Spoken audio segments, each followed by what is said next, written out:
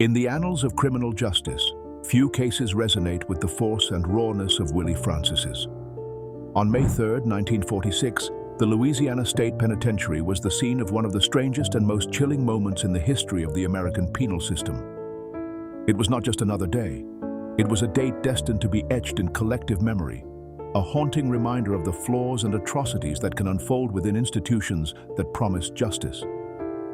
An African-American teenager, thin, trembling, only 17 years old, was brought to the electric chair. His name was Willie Francis. The vulnerability of his youth, combined with the weight of capital punishment, created a heart-wrenching image. What should have been the end of his story, a grim and definitive ending, became the beginning of something far darker, a legal and moral odyssey that would challenge the very notions of justice and punishment in the United States. When they activated the switch, the current failed to do its work. There were sparks, smoke, a blood-curdling scream, a scene that would freeze the blood of anyone witnessing it. But Willie survived. Yes, he survived his own execution. Astonishment and disbelief took over the chamber. This extraordinary fact caused national shock. What do you do with someone who has been sentenced to death, taken to the chair but doesn't die? Execute him again? Release him? The question loomed over the legal system like an ominous shadow, with no clear precedent to guide the decision.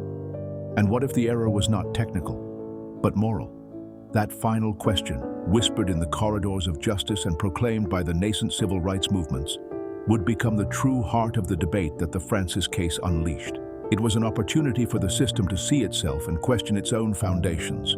But, as we shall see, that opportunity slipped through the gears of law and prejudice. To fully understand the tragedy of Willie Francis, it is essential to delve into the context of his birth and upbringing. Willie Francis was born in 1929 in St. Martinville, Louisiana, in the heart of the deep south of the United States. This was neither any era nor any place. It was a time defined by the Jim Crow laws, which institutionalized racial segregation and discrimination against African Americans. Louisiana, like many southern states, was a breeding ground for systemic racism, where segregation was rigorously enforced in schools, hospitals, public transport, and, crucially, in the justice system. Black people lived under the constant threat of violence and injustice, with minimal access to education, healthcare, and above all, to a fair trial. Willie was the son of a poor black family, a reality common to millions of African Americans at the time. From a young age, he lived in conditions of extreme poverty.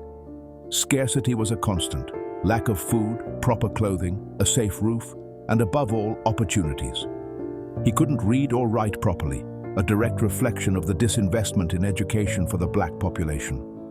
His access to schooling was limited, often to segregated and underfunded schools, or non-existent during periods when his family needed him most. His surroundings were filled with messages reminding him that his life was worth less than others, that his destiny was predetermined by the color of his skin. These messages, both subtle and explicit, were internalized, affecting the self-esteem and expectations of an entire generation. At age 15, an age when many young people today are just beginning to define their aspirations, Willie was already working occasionally as a pharmacy assistant, running errands or cleaning. It was a precarious, subsistence existence that kept him on the margins of any hope for progress.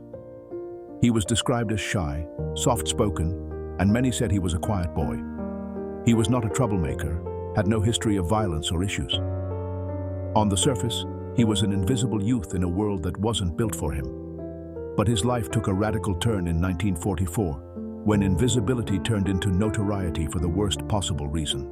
That year, a well-known white pharmacist in town, Andrew Thomas, was found dead in his home. He had suffered 2 gunshot wounds. The shock in the small community was palpable. There were no direct witnesses.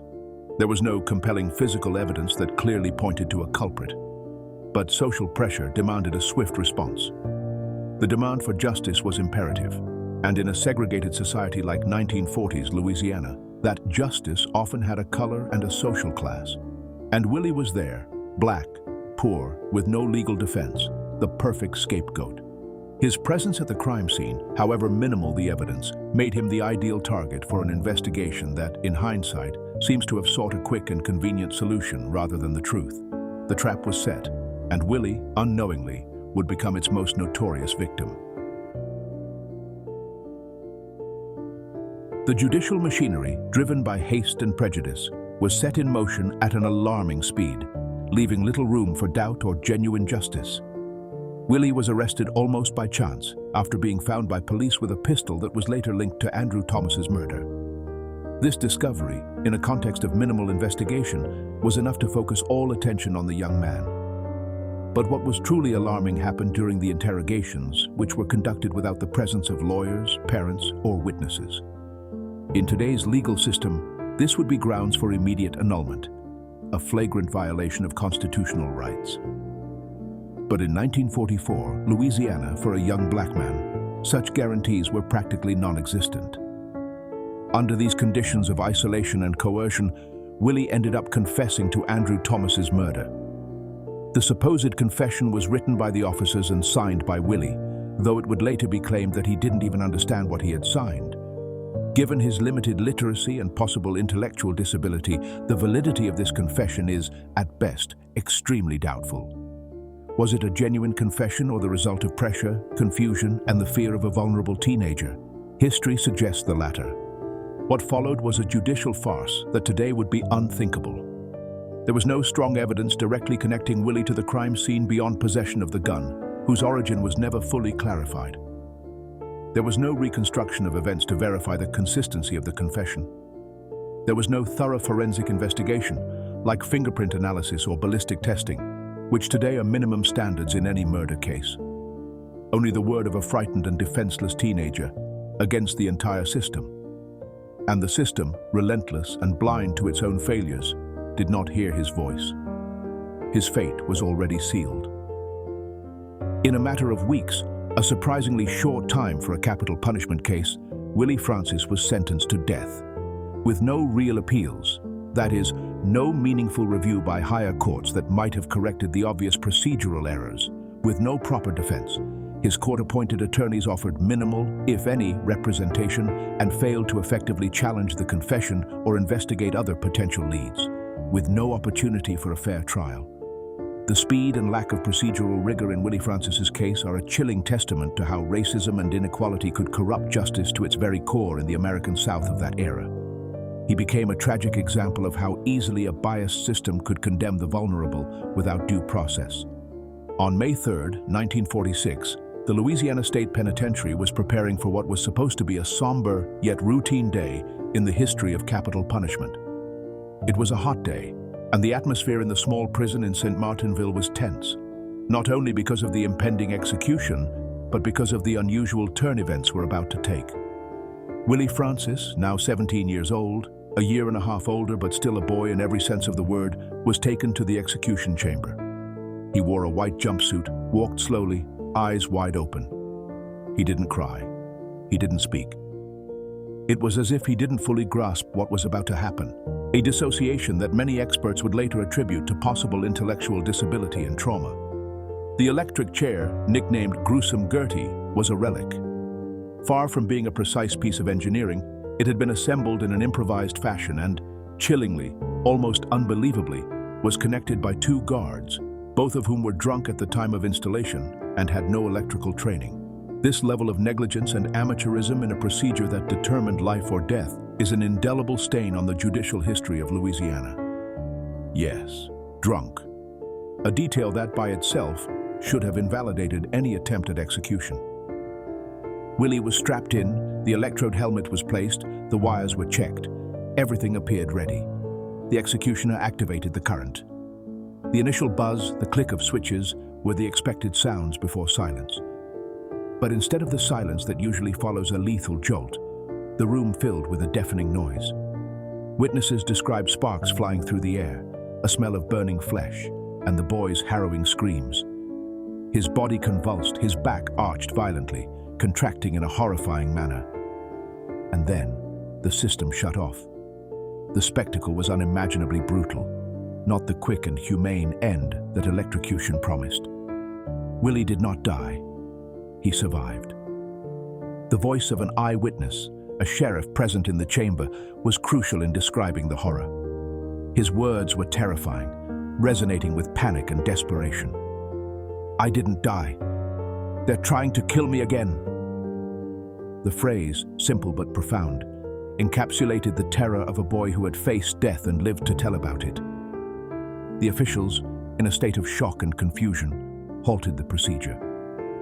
They unstrapped him from the chair, visibly traumatized and burned, and returned him to his cell.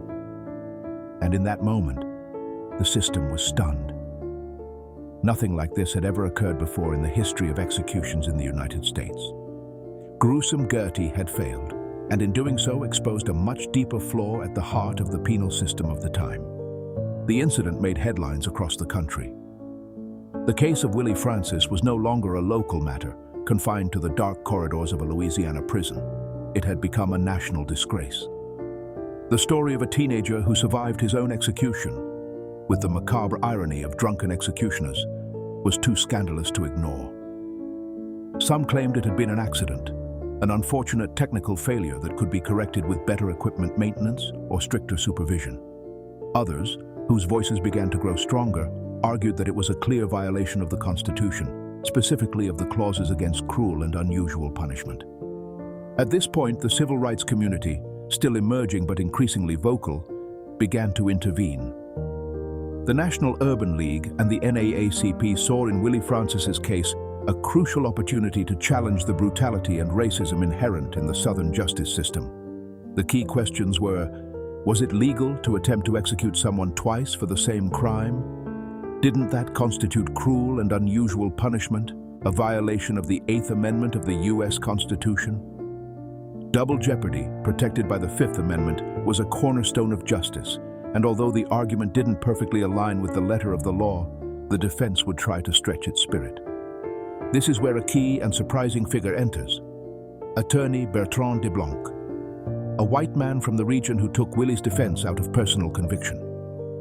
De Blanc was neither a civil rights activist nor a regular defender of African Americans, which made his intervention even more remarkable in such a racially charged climate. But he had witnessed the horror of the failed execution, had seen Willie's burned skin and heard his scream of terror. And he knew, with unshakable certainty, that it could not go unpunished. His humanity outweighed the prejudices of the time. De Blanc took the case all the way to the United States Supreme Court, the nation's highest judicial authority, in a bold and unprecedented legal move. He argued that a second execution attempt violated the 5th Amendment, the principle of double jeopardy, though the court would interpret it differently, and more directly, the 8th Amendment, which prohibits cruel and unusual punishment. The case became known as Francis versus Reese Weber, 1947, a landmark moment that would force the Supreme Court to confront not only the letter of the law, but also the morality of its applications. Willie Francis's fate and the future of the rights of the condemned now rested in the hands of 9 justices in Washington. On January 13, 1947, the United States Supreme Court issued its ruling in Francis versus Reese Weber. The anticipation was enormous, as the decision would set a crucial precedent for the future of the death penalty and individual rights.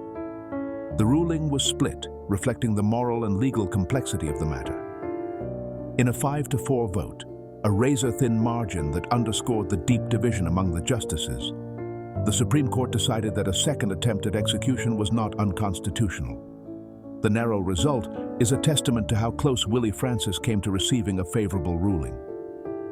The majority, led by Justice Stanley F. Reed, argued that the first execution had failed due to a technical error, not because of malice or intent to inflict unnecessary suffering. They held that the state of Louisiana had not acted with cruelty or an intent to torture Willie. The equipment had simply failed. According to this interpretation, the 8th Amendment, which prohibits cruel and unusual punishment, did not apply to a mechanical failure. In other words, the state has the right to try again. That phrase encapsulated the majority's position. The authority of the state to carry out a capital sentence outweighed the unintended suffering caused by a mechanical fault. The dissenting opinions, however, were vehement and morally powerful. Justice Felix Frankfurter, in his dissent, wrote that the botched execution had turned the death penalty into torture, a spectacle of cruelty that the Constitution sought to prevent. He argued that the horror Willie Francis had endured transcended any legal technicality. Another dissenter, Justice Frank Murphy, was even more forceful, calling the plan to execute Francis again a shocking cruelty and civilized barbarism. For him, the failed attempt had already constituted cruel and unusual punishment, and a second try would merely continue that cruelty. The result was devastating for Willie and his defenders. Willie, still traumatized from the experience, with both physical and psychological scars from the first execution, was once again sentenced to be electrocuted. This time the order was clear: no room for error. The Supreme Court's decision, though legally grounded in a strict interpretation of the Constitution and the absence of malicious intent, was seen by many as a victory of legalism over humanity. It sealed the fate of a vulnerable teenager and exposed the limitations of a judicial system that sometimes prioritizes procedure over the essence of justice. The countdown to the second execution attempt had begun.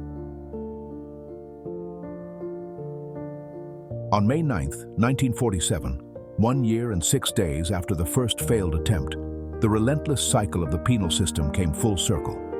Willie Francis was taken once again to the execution chamber at the Louisiana State Penitentiary. The atmosphere was different this time. There was no improvisation. The equipment had been checked, the executioners were sober, and everything was prepared with meticulous precision to ensure that there would be no mistakes. The state of Louisiana's determination to carry out the sentence was unwavering, a demonstration of its power and its insistence on retribution. Willie was just 18 years old. His youth, meant to be filled with promise and opportunity, was extinguished in a death row cell. The image of a teenager facing his final fate for a second time is one of the most tragic in the history of American justice. When asked if he had anything to say before dying, a macabre formality in the ritual of execution, Willie, with a trembling voice, replied, "Nothing in particular." His last words were an echo of his life, discreet, reserved, as if the trauma had stripped him of the capacity for any grand or meaningful final expression. It was a silence that screamed. Then he leaned back in the chair, closed his eyes, and waited. Resignation had taken hold of him. The legal fight was over, and the exhaustion of his ordeal was palpable. At 12:10 p.m., the switch was activated. His body convulsed once again, electricity coursing through his fragile frame. But this time, he did not survive. The system, perfected in its ability to deliver death, had accomplished its goal. In the official record, a chilling phrase appears, bureaucratic in tone and utterly detached from the humanity of the situation. Executed successfully. But how can it be successful to execute an intellectually disabled teenager after a failed attempt in a judicial process riddled with errors and without solid physical evidence linking him to the crime beyond a coerced confession? For many, that phrase encapsulates the dehumanization of the penal system of the time, its ability to reduce life and death to mere administrative procedures. The execution of Willie Francis was not only the end of a young life, but also a lasting symbol of injustice and moral failure. For decades, the case of Willie Francis has been cited in law schools, debates about the death penalty, and human rights movements. His story transcended newspaper pages to become an object of study and a catalyst for change. He became a symbol of what happens when the system goes unchecked, when punishment becomes an end in itself, detached from truth, mercy, and proportion. The Francis case has been taught as a warning about the dangers of judicial haste, inadequate legal defense, and the devastating impact of racial bias on the administration of justice. His story inspired books, documentaries, and marked one of the first times the Supreme Court was forced to debate not only legality, but humanity. The unusual nature of the case, a man who survived his own execution, compelled the justices to consider the moral implications of their decisions in a way few previous cases had. Although the majority ruled against him, the powerful dissents laid the groundwork for future legal battles over the rights of the condemned and for questioning the constitutionality of the death penalty under certain circumstances. The story of Willie Francis is a cornerstone in the civil rights narrative of the United States, a painful reminder of the horrors that were carried out in the name of law. Willie never had a childhood in the sense that most children deserve. His early life was marked by extreme poverty, abuse, and a lack of opportunity. He had no adequate defense. His trial was a farce, and his confession highly questionable. He received no real justice, only a swift and predetermined conviction based on his race and social status. And yet he left a deeper mark than many who lived twice as long.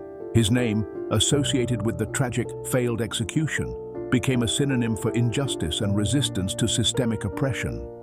His legacy endures as a beacon for those who fight for a more equitable and humane justice system. The case of Willie Francis, viewed through the lens of modern forensic psychiatry and human rights knowledge, reveals even more clearly the deep failures of the system of that era.